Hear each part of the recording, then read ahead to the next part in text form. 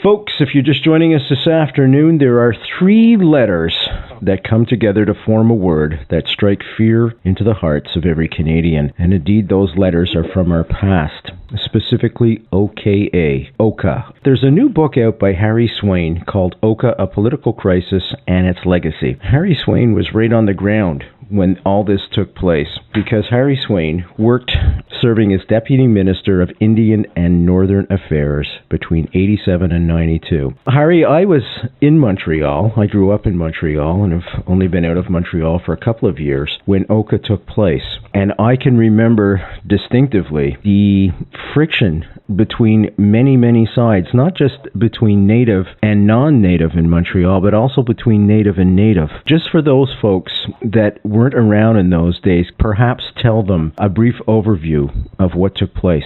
In 1990, the town council of the municipality of OKA wanted to extend its golf course. The golf course was on land which had been used by and claimed by principally Mohawk Indians of Kanazadagi for a long, long time, since at least the early 1700s. This led to a confrontation. Neither side was particularly reasonable, but the town council of OKA was pretty unreasonable. At first, an occupation of the disputed woods by clan mothers and children and so on from the community, and then later, as things escalated, by well-armed warriors, principally from Akwesasne, but also Kahnawake. When the town called the cops to turf out the Indians, the Sûreté de Québec reacted with unusual force. They sent 100 troopers out there dressed like RoboCops in armor and helmets and face masks and demanded that the Indians leave. There was a tense period of waiting. Some shooting began. A police officer was killed. The police retreated rapidly. A 78-day occupation of the woods and of a nearby treatment center began. At the same time, there was a sympathetic blockade of the Mercier Bridge from Kahnawake onto Montreal Island, which stopped commuting traffic from that quarter for quite a period of time. It was a big fuss. The police, having failed in their duty, the government of Quebec felt it had no alternative but to call in the army, as was their right under the Constitution. And so the Canadian forces were required by the government of Quebec to respond. We then had the pictures that went around the world of well-armed Canadian soldiers surrounding a few dozen people holed up in a barricaded center in the woods near Oka, as well as confrontations between soldiers, police, and citizens in the Chateauguay area, the frustrated commuters of southwest Montreal. If you're just joining us, we're speaking with Harry Swain this afternoon. Harry Swain worked as the Assistant Minister of Indian and Northern... Go ahead, sir. I was the Deputy Minister of Indian and Northern Affairs. Harry Swain was integral in resolving the OKA crisis, and that's where we're going to go right now, folks, right into the OKA crisis. Now, as you say, it began with an armed confrontation. The SQ were dressed primarily as RoboCops. I think that's a good way to put it. There had always been a history of tension between the natives and the SQ, the Sûreté de Québec. And Quebec folks, unlike the rest of the country, Ontario and Quebec are the only ones to have a provincial police force. As an Anglophone in Montreal, we always dreaded the SQ too, primarily because in those days they used to dress in brown, and that always brought back a connotation of the brown shirts in Germany. Now, I want to clarify that right away. They are not the Nazis. But the choice of colors for their uniforms, indeed, their distance between the minorities living in Quebec were profound. It was a serious chasm, and I think it came to a head with the OKA crisis. That day, who gave the order to bring the SQ in and remove that barricade in that fashion? That was ridiculous. The town council had got an injunction from the local court, demanded on several occasions that Sûreté enforce it. Eventually they did, under instructions from their headquarters, an assistant director general. The particular tactical plan that day was a contingency plan that had been in their notebooks for several months and had really not been thought through very well. They thought that this was a simple matter of civil order and that an overwhelming show of force would be enough to make everybody go home. Well, it didn't. They clearly did not understand the depth of feeling in the Mohawk community about these disputed lands. Can we just touch on that for a second? I think one of the main problems between non-natives and natives is the fact that as a non-native, I don't understand that profound attachment natives have to the land. It is not a romanticized attachment. They actually believe that they are part of the land, if you will. Would you agree with that? Yes, indeed. And I don't think we should be surprised at this. This is a part of traditional societies in many parts of the world. But it goes back to the notion that they do not conceive of themselves as apart from nature, but as part of it, with an obligation to care for, keep the land, and hand it on in good form, as it were. Land is part of their definition of themselves and their culture in a very different way than what we're accustomed to in the post-industrial Western world. Now, what happens in this case is that you have a history of chicanery about that particular piece of land that goes back to about 1718. At that time, Montreal was a small fortified village surrounded by Indian people of many different tribes who would often winter around there because it was probably safer than staying out in the woods. The good burghers in Montreal were a little nervous about this large encampment of folks living nearby and encouraged them to move away, a little ways away. So they asked the Jesuits to, in effect, supervise a settlement at Kahnawake across the river. They asked the Sulpicians to care for a bunch of Indians that they moved up to Oka. The people who moved there were assured that if they did this, they would not have to move again, that the King of France would guarantee this land to them forever. The Sulpicians were given a section of land next to the grant to the Indians, an obligation to look after their spiritual welfare and so on. That never did work out too well, but that's another story. Over the years, the Sulpicians began to behave as if the land given to the Indians was in fact theirs. They regulated the chopping of wood, rather a vital matter in Quebec winters. They told the Indians where they could pasture their cows and so on and so forth. And in time began to sell off pieces of this land to French settlers and so on. And over the years, this large seigneury that had been granted to them in trust for the Indians became whittled away until by the late 20th century, there were only a few dozen square miles in a scatter of properties near the village of Oka.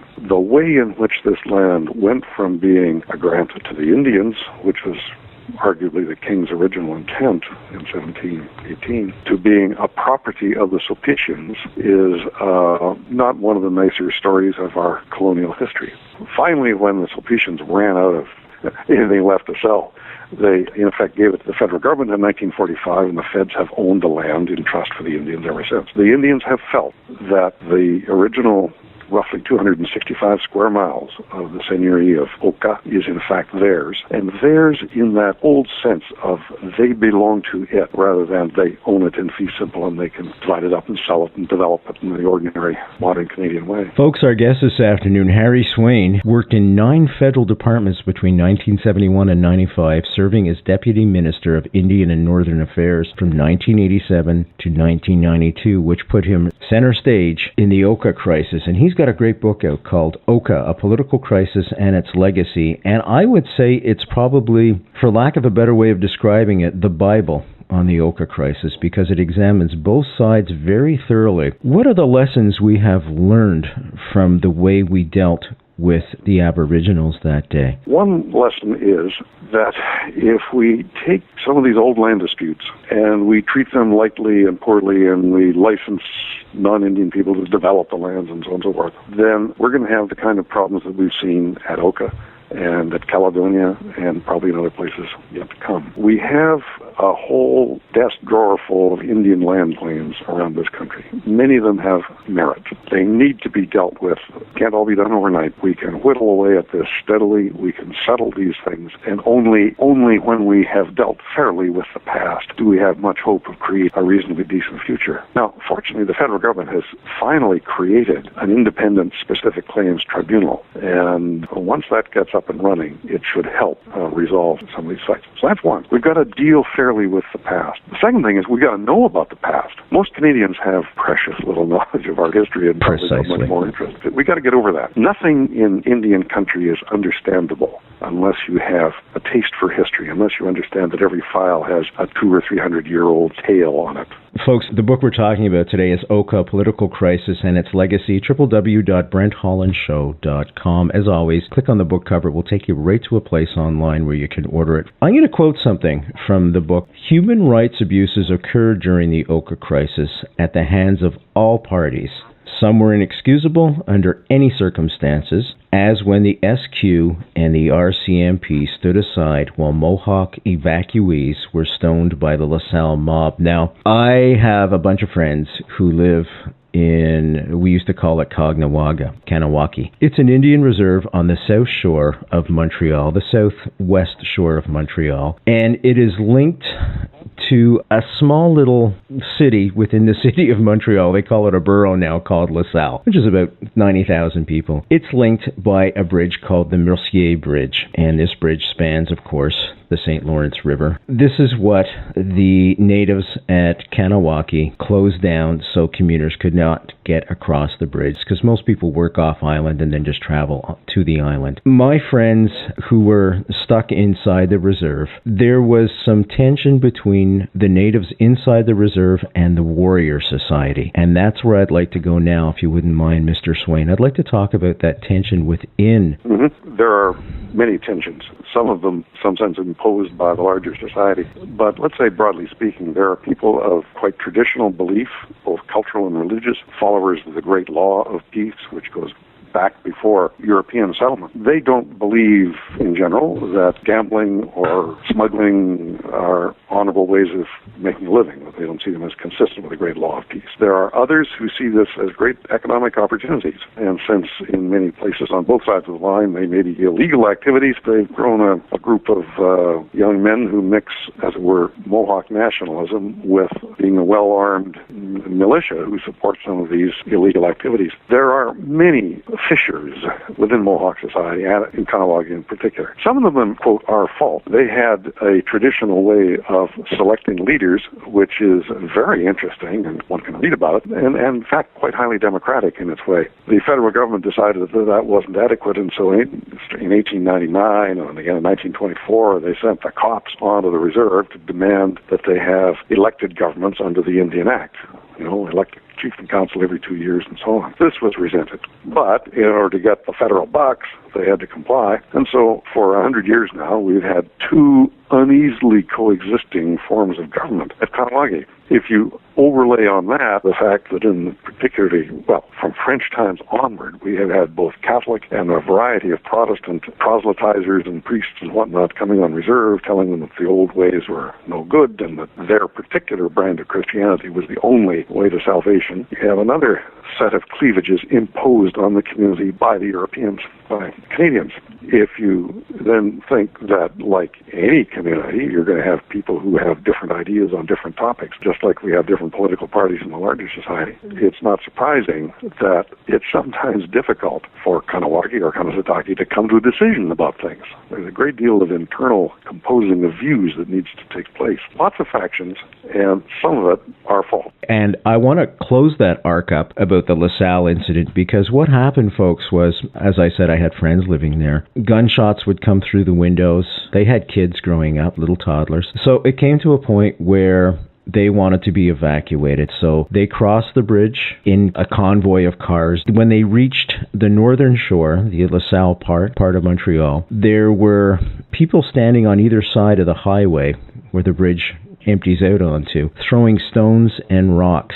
I'll always remember my friend telling me she cried and she was never so ashamed to be a native, and I quote her, in all her life. And I just thought, what a horrible thing for a Canadian to feel ashamed of their heritage, and a proud heritage as well. The most disgusting part of this was that the provincial police were also immersed, and the RCMP, in the crowd, and did nothing at all to stop this horrendous event from taking place. One old man was hurt very badly. I'm not sure if, I know he was hit in the head with a rock. No, he was hit with a rock. A couple hours later he had a heart attack, and then he died. Oh, he did die, eh? It was a shameless exhibition of racism, and in my view, you're right. It was the worst of abuses of human rights that occurred during that summer. And if you want to use the bridge as a metaphor, a bridge is supposed to bring people together, not divide them. And this particular bridge did divide Canadians. Let's go back to OKA, the resolution of the conflict. What were the events that brought about bringing in the Canadian Armed Forces? Interesting story. There is a provision in the National Defence Act that goes back to the arguments about Confederation that allows any province, the Attorney General of any province, to requisition the use of the Canadian forces for aid to the civil power. This is a bit of a surprise to a lot of people in the summer of 1990, not least some members of our federal cabinet who discovered that they weren't in charge of what they thought of as their army. It was saved by the fact that Mulrooney and Bourassa knew each other very well, trusted each other deeply, and that there wasn't likely to be any fooling around with this. It was also saved by the fact that the leaders of the Canadian Armed Forces at the time knew darn well, as General Foster put it, no golf course is worth another life.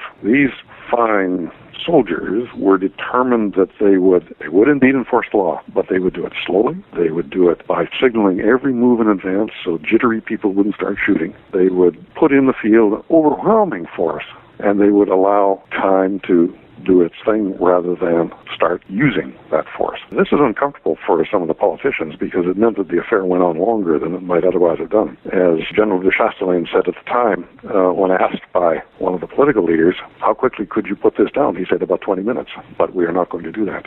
Instead, it took months. In that period, there were interesting little pieces of respect that occurred between the two forces, the official ones and the Mohawk warriors. For example, when a Mohawk flag was captured, the Canadian forces folded it up with a little bit of a truce, gave it back to them. They began treating them, in other words, like people of respect. And that goes a long, long way. At the end of the day, the people who had seized the bridge were willing to lay down their arms, or at least stand down, in the face of the Army, but not the SQ. They really did not respect the SQ. People feared the police. They didn't like the Army, but they trusted it not to do outrageous things. Precisely. And folks, our guest today, Harry Swain, was right there center stage. His book, OKA, A Political Crisis and Its Legacy. Harry, I think this is what makes our armed forces outstanding.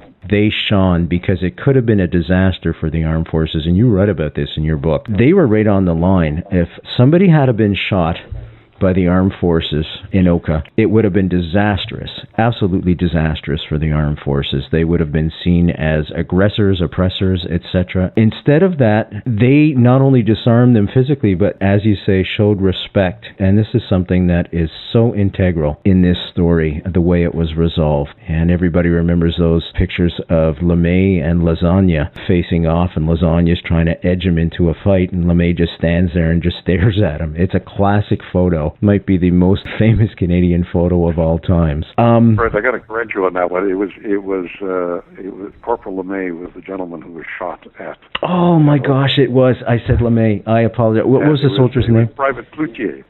Merci beaucoup. Vous êtes très gentil, monsieur. Thank you for correcting me on that. But that is a classic Canadian photo. And the way it was resolved was absolutely genius. What was happening in the Mulroney government at the time? I remember Prime Minister Mulroney, and I think rightly so, coming out and saying, I don't want to negotiate with armed terrorists, because he saw the warrior society. Notice how I always equate the Aboriginals and the warrior society as different entities. I don't know if that's the right way to do it or not, but I always perceived the warrior society as a bunch of armed thugs. That's the way I thought of them too.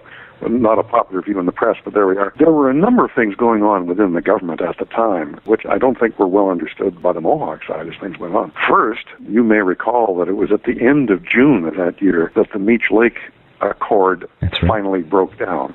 Yeah. This was a project that Mulroney and Bourassa had put their hearts into for a couple of years, an enormous amount of effort, and this attempt to repair the Constitution finally sank without trace on about the 23rd of June. Both of those fellows were bouleversé, to say the least, really upset. Mulroney went up to Meech Lake and sat around, was gloomy for a couple of days, and then he had to go off to Houston for a G7 meeting. And so, the game begins and all singing and dancing again. He didn't learn about the affair at OKA until he was briefed on the plane home that a policeman had been shot. Bourassa, in the week or so after the collapse of the Meech Lake talks, learned from his doctors that he had melanoma, and he made an arrangement to go and get the surgical treatment that was necessary, and then OKA blew up on July 11th before he could get the surgery. His chief of staff at the time told me that he figures that Bourassa was one of the casualties of OKA because he didn't get his surgery until September, and then it was arguably too late, and some years later he died. So, there are all these ordinary things going on. Suddenly, for example, 3 weeks after the shooting at OKA, in the middle of the standoff, Saddam Hussein decided to invade Kuwait. That's right. And boom, overnight on August 1st or whenever it was, we've got a war in the Middle East, and Canada is being asked, is you in or is you out?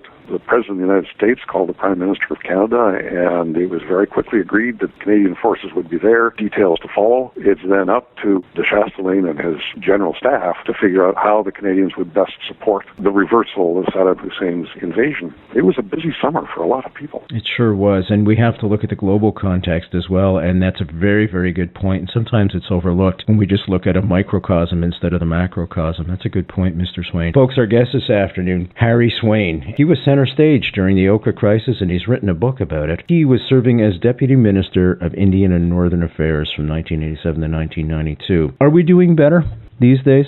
Yes.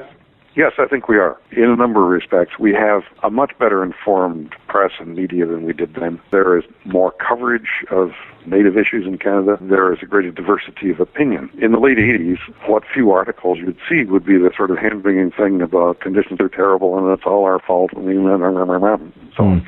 now you get a much more nuanced view, and you get different kinds of stories, and you get much, much more of them, and you have people in the media who are relatively well informed. Second, we have made, collectively as a society, a large investment in improving our act in every way, from putting literally billions of dollars into improving infrastructure on Indian reserves. It ain't over, and there's a lot to do, but things are better than they were. And second, I would argue legislative time. One of the things that characterized this period from, let's say, 1870 to 1990 was that there was very, very little legislative action to deal with the increasingly palpable failings of the old Indian Act, a real piece of a Victorian anachronism, if you will. I've been arguing for a long time that, well, you can't take that away from folks. There are a lot of people who depend on the Indian Act. But on the other hand, you can erect modern legislation beside it that has modern ways of dealing with the things that are in the Indian Act, everything from landholding to education to municipal bylaws. And slowly, the government has been doing this. So over the last 20 years, we've seen half a dozen new acts dealing with land management, dealing with oil and gas management, dealing with specific claims that offer Indian communities a chance to increase their self-reliance, their degree of self-government, and to do it in a modern way. That's good. There's a lot more to do on all of these fronts. The current government, as indeed the chiefs of the AFN and organizations like the Saskatchewan Federation, are arguing that the emphasis should be on education as we go forward. And I think this is an area where the Indian leadership and the political leadership in Ottawa more or less agree, and we'll probably see some action in that area. And finally, I would argue that completing the treaties that we were told to do by the Royal Proclamation of 1763 is underway, a long, slow, complicated process. But since 1990, we've seen the settlement of claims in the Arctic, in the North, in Yukon and so on, and we're now fully afoot in British Columbia. And all that's to the good. So things are moving slowly in the right direction. On the other hand, we are still in the late stages of a collision of civilizations that's been going on for 500 years. It will be as permanent a part of the Canadian reality as living next door to Leviathan is. We're talking with Harry Swain today in his book, OKA, A Political Crisis and Its Legacy. I only have one more question for you. I just want to remind folks that Ian Gill was on the show, www.brenthollandshow.com, and he was saying Aboriginals from around the world look to Canadian Aboriginals for leadership over what they have accomplished and the way they've accomplished it. And mostly that's dialogue and patience with us. That's something else that Canada should be proud of. The fact that our Aboriginal folks, who are us, we are them, they are us, have taken that leadership role right around the world. Last question for you, Mr. Swain, and I do thank you for taking the time out this afternoon with us. You're speaking to every university student across Canada right now, as this show is syndicated right across Canada from coast to coast through the university network. You're also speaking to international students as well, because many people tune in on the internet. What would you say to them? Study hard. No. Get to know your neighbors. Get to know your neighbors. If we had some kind of social institution in the town of Oka where the clan mothers and the Indian leaders sat down with the town council and had a beer and talked about their grandchildren, none of this stuff would have happened. Bingo. If you're a student and you see somebody who looks a little strange and unfamiliar across the way in the dining hall or something like that, introduce yourself. Sit down and talk. Figure out what all these other people are about. There is nothing in the world to make this a better place than trying to understand each other. That's just beautiful, sir. Once again, thank you for coming on the show, my friend. It's my pleasure. Continued success. Bye-bye, Brent. This is the type of programming that the Brent Holland Show wants to bring you. Real life history. OKA, the political crisis, none better than somebody that was right there in the forefront of it all. Deputy Minister of Indian and Northern Affairs, Harry Swain. Real live Canadian history, folks. I want to thank you all for listening. I'm Brent Holland. See you next time.